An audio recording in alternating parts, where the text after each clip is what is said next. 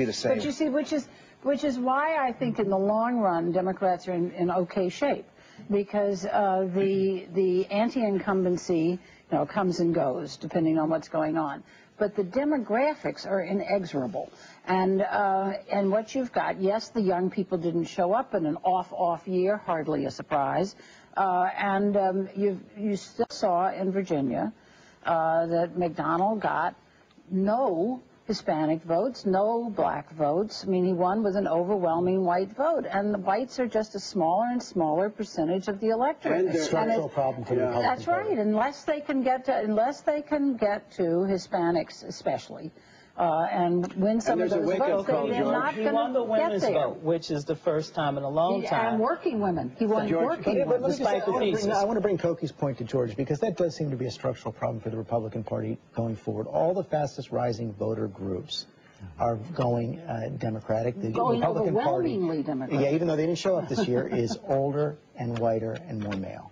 That is true, and that is a problem. And what you have to do is address the slur hurled by my friend Donna that the Republican Party is a party without ideas. I mean, the Republican Party has plenty of ideas, and I think they will in time sell. But speaking of what's growing, what's really growing is Fairfax County, Virginia. It's sort of the dynamic heart of America at this point. Obama carried it by 21 points. He lost it this year, not he, but the Democrats lost it this year to McDonnell. So there's a lot of flux there. For reasons we've discussed, but let me tell you that the wake-up call for the Republicans was in New York's 23rd.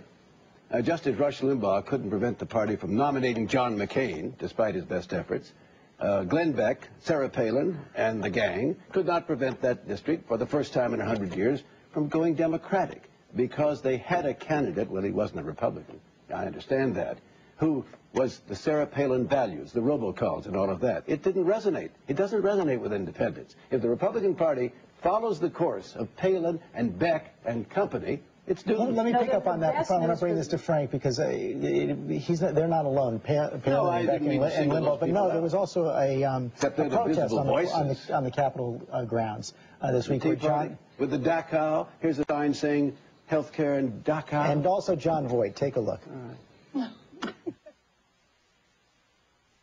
His only success in his one-year term as president is taking America apart, piece by piece. Could it be he has had 20 years of subconscious programming by Reverend Wright to damn America? Frank, let me bring this to you. Sam mentioned New York 23. We do see the influence of Palin and Beck and Limbaugh. Michael Steele dismissed this pretty much as a problem, New York 23 as a problem for the Republicans. But what risk do they run in seeming to be guided by their most inflammatory voices? The risk out there is not to understand what is at the core of this anger. And there are two statistics from what Americans really want that I want to put forward. 57% of Americans now think that this country that they inherit will be worse for their kids than it was for them. And only 33% believe that their children will have a better quality of life than they did. That loss of intergenerational confidence transcends partisanship and ideology. They look at discussions like this and they want answers, not philosophy. And they're so afraid that their kids are not going to enjoy the benefits that they had.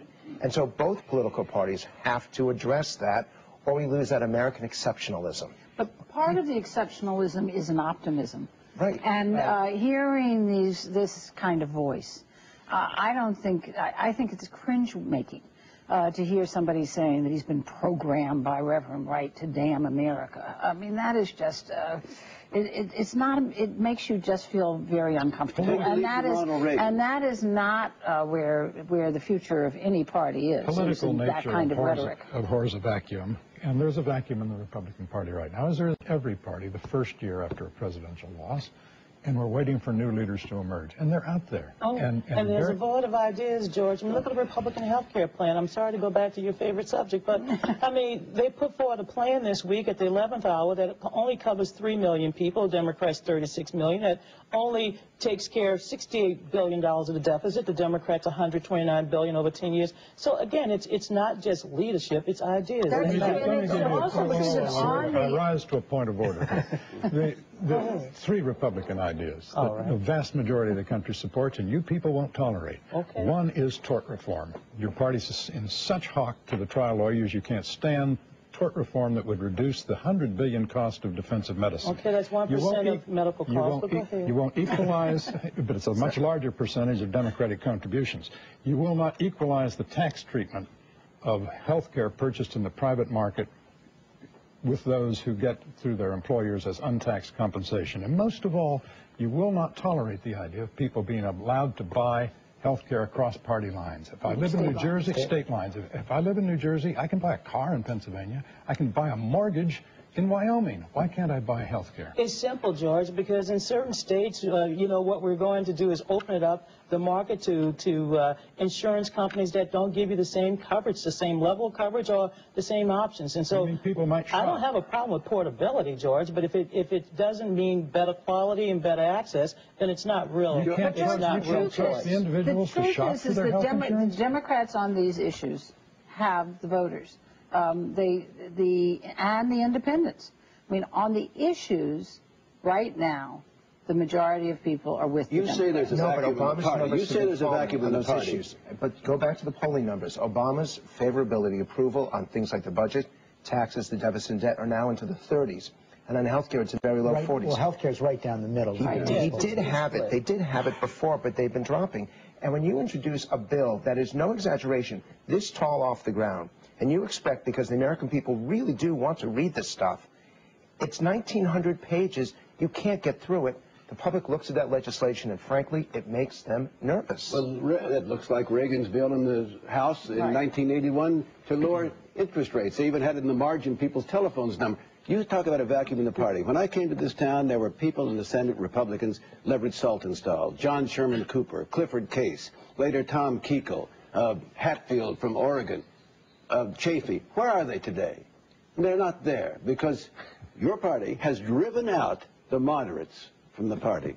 And you can't have a party that represents this country with the kind of people that now seem to be the voices for the Republicans. It's interesting because it used to be that the Democrats had also driven out the moderates from the party. But last night's vote really did show you that the Democratic moderates have a tremendous amount of leverage in the House of on the issue of abortion in the House of Representatives.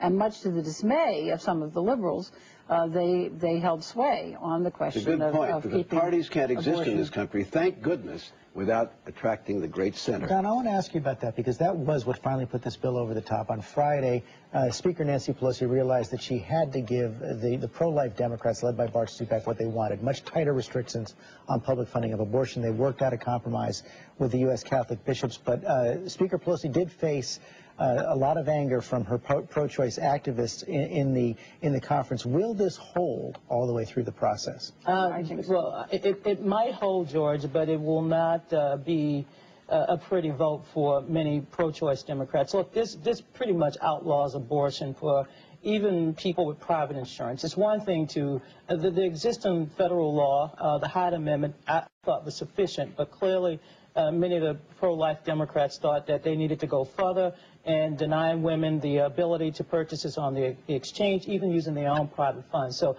this is an onerous burden on women for their reproductive health care, and I hope that they can get it removed in the Senate and also in Congress. But I think that's unlikely. I hope they can get it removed, too. Yeah. That'll be the end of the bill. It's very unlikely. Oh, I feel sorry for Evan Bayh and for Blanche Lincoln, senators from Indiana, Arkansas, I note Nebraska, Ben Nelson, Mary Landrieu, Louisiana.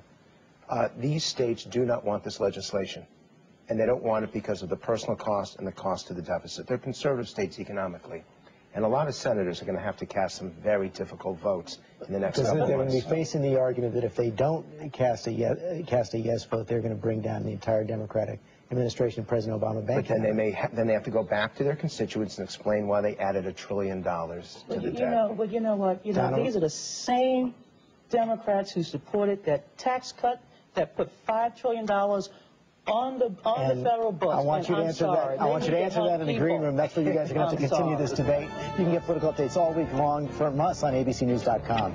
Coming up here are the Sunday Funnies.